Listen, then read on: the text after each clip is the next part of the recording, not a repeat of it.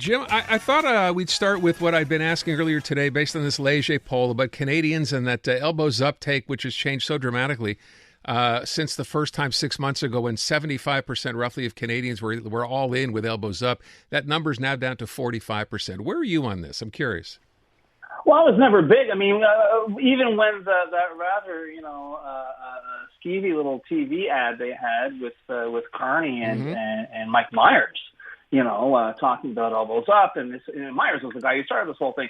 But I think, we have to be careful here as well because this is being spun. This poll is being spun as, it looks like Canadians looking at Carney with a jaw on the side. Actually, he's still kicking the Tories and the NDP in the polls. They're way ahead of them. But the thing is, I would suspect that the reason that 73% has dropped is, one, most people, when they're angry, then they settle down, they look at things a second time.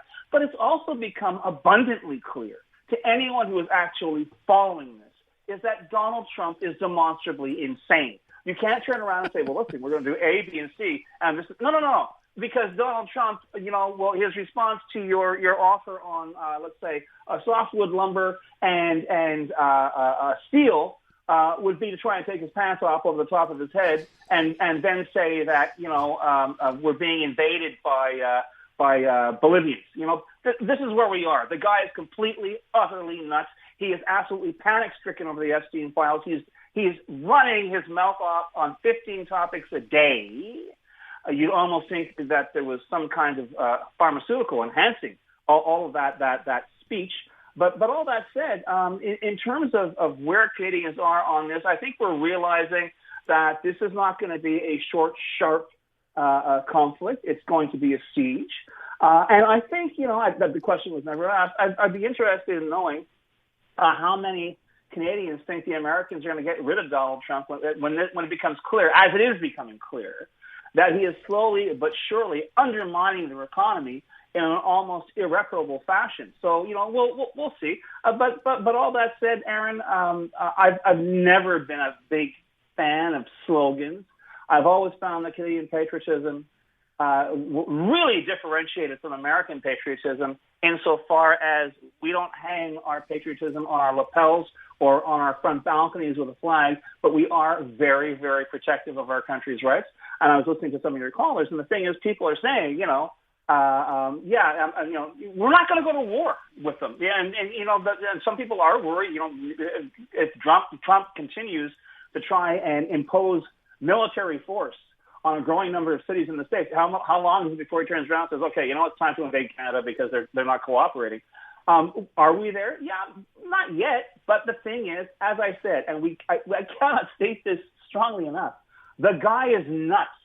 So please, let's not try and place this in some longitude and latitude of political sanity. It simply isn't there. To your point, Jim, and I think a lot of us may have thought the same thing at some point, right? This tariff situation with the rest of the world is going to come back and bite American consumers in the backside. I mean, everyone says that, right? But here's the thing. That's starting to happen. I think I saw the inflation number that I quoted earlier was 2.7%. Economists had expected 2.8%. So you can call that a win. But as prices go up, what's going to have to happen is the federal, market committee is going to have to eventually lower interest rates. So he becomes a hero yet again by saying, look, interest rates have been lowered, to kind of take everyone's attention off the fact that you're paying more for everything. So I'm not sure that's going to be the thing that blows this up. Well, I have to tell you, you're 100% right insofar as the public is just, first of all, the public is dealing with a so-called, free press in the U.S., which is firmly in Donald Trump's pocket, and the so-called opposition in Congress is a joke. Yeah. So, I mean, this is the real problem Americans are facing.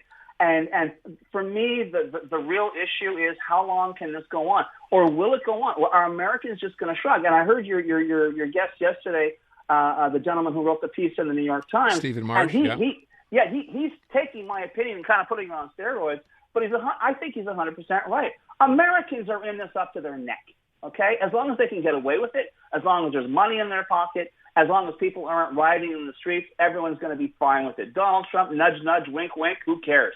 It's not affecting me. And yes, if people turn around and say, well, this happened in Germany in the 1930s. Yeah, it did. Okay. And if you haven't learned from it, well, that's just too bad. But the fact is, we have to deal with that reality. No one's going to come to our rescue. The idea is you've got to try and play this guy on a daily basis. You see these leaders of these Cambodia and Azerbaijan and Armenia saying, oh yeah, give them the Nobel Peace Prize. And indeed, I read a very pointed piece today saying that the problem is a lot of people who are nominating for the prize are themselves, the object of international arrest warrants, which doesn't exactly help with selection. But all that said, Aaron, we are stuck with the guy.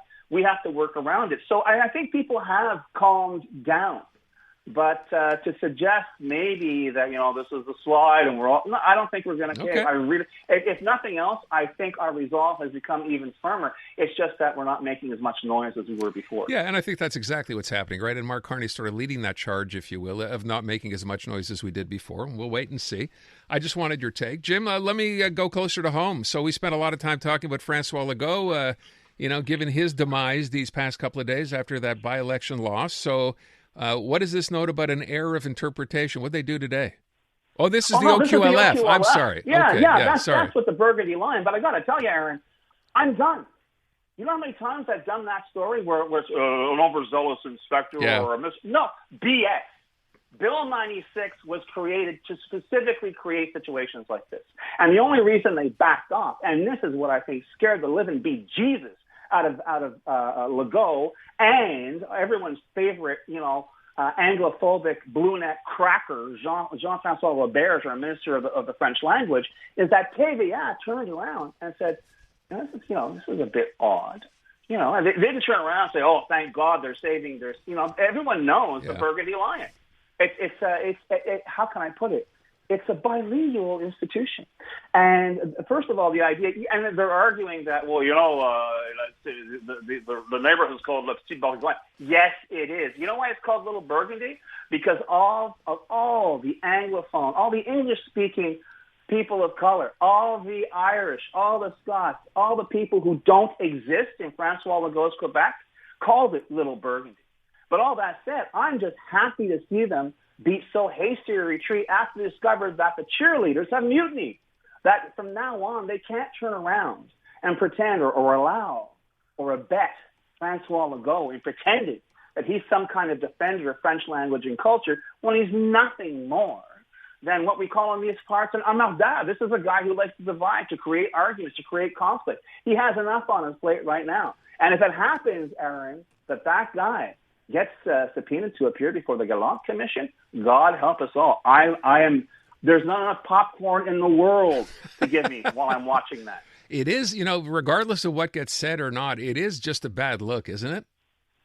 The Premier of Quebec testifying at a public inquiry into what I'll politely refer to as $500 million worth of incompetence. What did you know and when did you know it? And if he turns around and says, I didn't know that, well, guess what? Everyone knows it's a one-man show.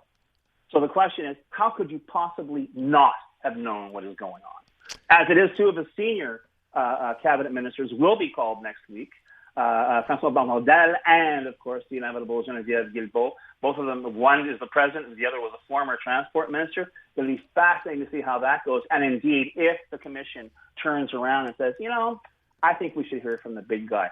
As I say, folks, drop what you're doing, find out when the date is, and watch it live. It's going to be the best TV or the best streaming you've ever seen. I just want to go back to your point about the OQLF backing down on this, and I hadn't thought of that, but you make such a great point, right? The fact that the French media came out and didn't necessarily say, hey, way to go, they're following, but actually came out and kind of questioned this, right? Sitting back, well, why are you doing this? Like, what the heck is this? This everyone knows it, that the sign's been up for 17 years. And all of a sudden, some apparently, and that's the thing is, they throw the inspectors under the bus every time. The inspectors are doing what they were told to do. The inspectors, they have a very clear mission: make life difficult for Anglophones. Anglophone businesses, Anglophone individuals, mom and pop businesses that are running on the web. You do that. We gave how much more millions to this real scam, this real grift that is doing nothing more. It's just the creation of a bunch of populist, fraudulent, incompetent politicians who know they're going to get kicked out of office in October of next year. But in the meantime, God knows how much more damage they'll do before they're gone. The last line, by the way, of the OQLF statement on the Burgundy Line situation is, it says, "This is a regrettable situation. We are sensitive to the reactions it has generated, both from the company and the public. We will do everything possible to ensure similar situations do not recur." That'll recur in about 20.